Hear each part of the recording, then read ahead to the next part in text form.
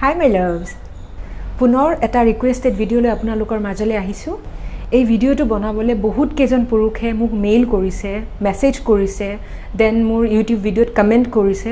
আজিৰ টপিকটো হ'ল ৰাতিপুৱা শুই থকা সময়ত পুৰুষসকলৰ যৌনাংগ কেলেই উত্তেজিত হয়। আৰু এই টপিকটোৰ ওপৰত ভিডিঅ' বনোৱাটো কেলেই ইম্পৰ্টেণ্ট বুলি মই ভাবিলোঁ, কাৰণ যিসকল লোকে মোক মেইল কৰিছে তেখেতসকলৰ বহুতেই ভয় খাই আছে। তেখেতসকলে ভাবিছে যে এয়া এটা বেমাৰ। প্ৰায়ভাগ মানুহৰে নিজৰ শৰীৰৰ ওপৰত ইমান জ্ঞান নাথাকে, কাৰণ তেখেতসকলে হয়তো বায়'লজি পঢ়া নাই, নাইবা তেখেতে সেই বিষয়ে জানিব বিচৰা নাই। হয়তো তেখেতৰ জানিব মন আছে, কিন্তু এতিয়ালৈকে তেনেকুৱা কোনো এটা মাধ্যম বিচাৰি পোৱা নাই যাৰ সহায়ত তেখেতৰ মনত থকা সেই প্ৰশ্নৰ উত্তৰবোৰ বিচাৰি পাব। সেইকাৰণে মই ভাবিলোঁ এই টপিকটোৰ ওপৰত ভিডিঅ' এটা বনাওঁ। আহক তেন্তে আমি জানি লওঁ কেলেই পুৰুষৰ যৌনাংগ ৰাতিপুৱা উত্তেজিত হয়।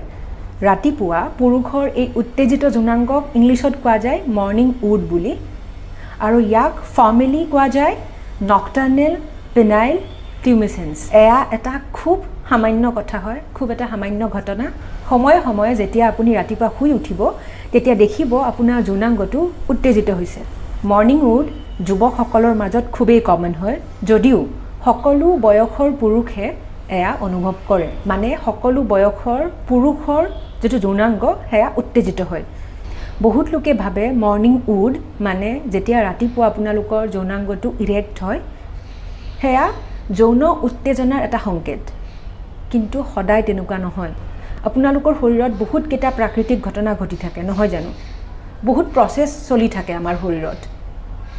তেনেকুৱা এটা প্ৰচেছৰ প্ৰতিক্ৰিয়াহে হয় সেয়া। মানে পিনিছটো ইৰেক্ট হোৱা মানে এয়া নুবুজায় যে আপোনালোকৰ ছেক্স কৰিব মন গৈছে। জাষ্ট আপোনাৰ বডিত হৈ থকা প্ৰচেছ এটাৰ সেয়া ৰিয়েকশ্যন হয়, আৰু একদম নৰ্মেল হয়। মৰ্ণিং উডৰ কাৰণ কি কি? কিয় আপোনালোকৰ যৌনাংগ ৰাতিপুৱা উত্তেজিত হয়? ইয়াৰ বহুতকেইটা কাৰণ আছে, বহুতকেইটা ফেক্টৰ্ছ আছে। ডক্টৰসকলে বহুত ৰিচাৰ্চ কৰি কিছুমান থিয়ৰী উলিয়াইছে যাৰ সহায়ত আমি বুজিব পাৰোঁ যে পুৰুষসকলৰ যৌনাংগ কেলৈ উত্তেজিত হয় ৰাতিপুৱা। কিন্তু এতিয়ালৈকে কোনো সঠিক প্ৰমাণ পোৱা হোৱা নাই। প্ৰথম কাৰণটো হ'ব পাৰে শাৰীৰিক উত্তেজনা। যদিও আপুনি চকু মুদি শুই আছে, তথাপিও আপোনাৰ শৰীৰে আপোনাৰ ওচৰে পাজৰে হৈ থকা সেই কাৰ্যবোৰ ফিল কৰিব পাৰে, অনুভৱ কৰিব পাৰে। ছাপ'জ ভুলতে আপোনাৰ পাৰ্টনাৰ নাইবা আপোনাৰ হাতখন আপোনাৰ যৌনাংগ টাচ কৰে, তেতিয়া আপোনাৰ শাৰীৰিক উত্তেজনা এটা হ'ব, আৰু সেই শাৰীৰিক উত্তেজনাৰ প্ৰতিক্ৰিয়াই হ'ল ইৰেকশ্যন। তেতিয়া আপোনালোকৰ পিনিছ ইৰেক্ট হ'ব, আৰু তাকে কোৱা যায় মৰ্ণিং উড। আৰু যেতিয়া আপোনালোকে আপোনালোকৰ যৌনাংগটো উত্তেজিত অনুভৱ কৰিব।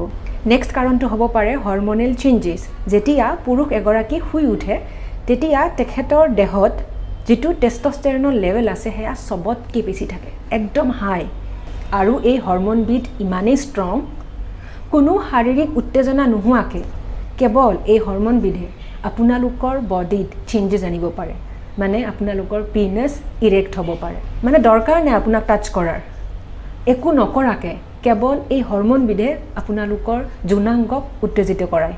আৰু যেতিয়া পুৰুষসকলৰ বয়স বাঢ়ি গৈ থাকে, লাইক 40ৰ পৰা 50 এজৰ যিবোৰ পুৰুষ আছে তেখেতসকলৰ বডিত যিটো প্ৰাকৃতিক টেষ্টষ্টেৰনৰ লেভেল আছে সেয়া কমি গৈ থাকে, আৰু সেইকাৰণে আপোনালোকে লাহে লাহে মৰ্ণিং উড মানে ৰাতিপুৱা আপোনালোকৰ যৌনাংগ কমকৈ উত্তেজিত হ'ব, সেয়া কমি গৈ থাকিব। নেক্সট কাৰণটো হ'ল ব্ৰেইন ৰিলেক্সেশ্যন।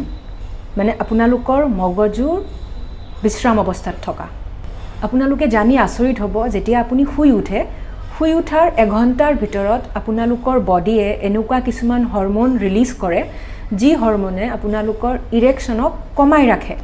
মানে আপোনালোকৰ শৰীৰৰ সেই যে উত্তেজনা তাক কমাই দিয়ে একদম। কিন্তু যেতিয়া আপুনি শুই থাকে, আপোনাৰ মগজু, আপোনাৰ বডি একদম ৰিলেক্সড অৱস্থাত আছে, আপুনি বিশ্ৰাম কৰি আছে, তেতিয়া বডিয়ে সেই হৰম'নবোৰক কমকৈ ৰিলিজ কৰে। আৰু কমকৈ ৰিলিজ কৰাৰ কাৰণে আপোনালোকে বেছি উত্তেজিত অনুভৱ কৰে, আৰু সেইকাৰণে শুই থকা অৱস্থাত আপোনালোকে ইৰেকশ্যন বেছি ফিল কৰিব, সেয়া বহুত বেছি অনুভৱ কৰিব। বহুত লোকৰ এটা ভুল ধাৰণা আছে, তেখেতসকলৰ মতে ৰাতিপুৱা পেচাব কৰা লাগে কাৰণে তেখেতসকলৰ যৌনাংগটো উত্তেজিত হয়, কিন্তু সেয়া একদমেই ভুল, সেয়া শুদ্ধ নহয়। আপোনালোকৰ পেচাবৰ লগত যৌনাংগৰ উত্তেজনাৰ কোনো লিংক নাই।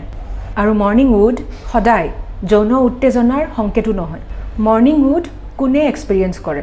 সকলো বয়সৰ পুৰুষে মৰ্ণিং উড এক্সপিৰিয়েঞ্চ কৰে, আৰু যিকোনো এজত এয়া হেল্ডি হয়, এয়া স্বাস্থ্যকৰ হয়। মৰ্ণিং উড কিহৰ সংকেত জানেনে? মানে ৰাতিপুৱা যে আপোনালোকৰ যৌনাংগটো উত্তেজিত হয়, সেইটো কিহৰ সংকেত জানেনে? এইটোৱে এয়া বুজায় যে আপোনালোকৰ যৌনাংগৰ ভিতৰত এণ্ড যৌনাংগৰ আশে পাশে ব্লাড আৰু নাৰ্ভাছ ছিষ্টেম প্ৰপাৰলি ফাংচন কৰি আছে। মানে তেজৰ চলাচল, নাৰ্ভছ সেইবোৰে বহুত ভালকৈ কাম কৰি আছে। সেইকাৰণে আপোনালোকৰ যৌনাংগ উত্তেজিত হয়। পুৰুষসকলে শৈশৱ কালতে মানে যেতিয়া শিশু অৱস্থা তেতিয়াই মৰ্ণিং উড এক্সপিৰিয়েঞ্চ কৰিব পাৰে। আনকি এজন পুৰুষ যাৰ এজ 60 নাইবা 70 তেখেতেও মৰ্ণিং উড এক্সপিৰিয়েঞ্চ কৰিব পাৰে। কিন্তু বয়স বাঢ়ি গৈ থকাৰ লগে লগে শৰীৰত বহুত প্ৰব্লেম আহে, যেনে ধৰক ইৰেক্টাইল ডিছফাংচন। আৰু ইৰেক্টাইল ডিছফাংচন হোৱাৰ কাৰণে তেখেতৰ যিটো ইৰেকশ্যন আছে সেয়া কমি গৈ থাকিব লাহে লাহে। আৰু ৰাতিপুৱাৰ সেই যে উত্তেজনা সেয়া কমি যাব। এজন পুৰুষে এটা ৰাতিত 3 বাৰৰ পৰা 5 বাৰ ইৰেকশ্যন অনুভৱ কৰিব পাৰে, আৰু সেয়া আপোনাৰ সপোনৰ লগত কোনো লিংক নাই। এতিয়া জানি লওঁ আহক, যদি ৰাতিপুৱা আপোনালোকৰ যৌনাংগ উত্তেজিত নহয় তাৰ অৰ্থ কি? মই অলপ আগতে কৈছোঁ আপোনালোকক যে ৰাতিপুৱা শুই উঠি যদি আপুনি দেখে যে আপোনাৰ যৌনাংগটো উত্তেজিত হৈছে, ইয়াৰ অৰ্থ এয়াই যে আপোনালোকৰ যৌনাংগলে হেল্ডি ব্লাড এণ্ড নাৰ্ভ ফ্ল' হৈছে, ছাপ্লাই হৈছে, মানে আপোনাৰ যৌনাংগটো হেল্ডি হয়। কিন্তু যদি আপুনি অনুভৱ কৰে যে ৰাতিপুৱা শুই উঠাৰ পিছত আপোনাৰ যৌনাংগটো উত্তেজিত হোৱা নাই, ইয়াৰ অৰ্থ এয়াই যে আপোনাৰ শৰীৰত অইন কিবা ৰোগে দেখা দিছে। হয়তো আপোনাৰ ইৰেক্টাইল ডিছফাংচন হৈছে, নাইবা আপোনাৰ শৰীৰত এনেকুৱা কিছুমান ৰোগে দেখা দিছে যাৰ কাৰণে আপোনাৰ যৌনাংগলে সঠিক মাত্ৰাত তেজৰ চলাচল হোৱা নাই। আৰু ইৰেক্টাইল ডিছফাংচন হোৱাৰ কাৰণসমূহ কি কি?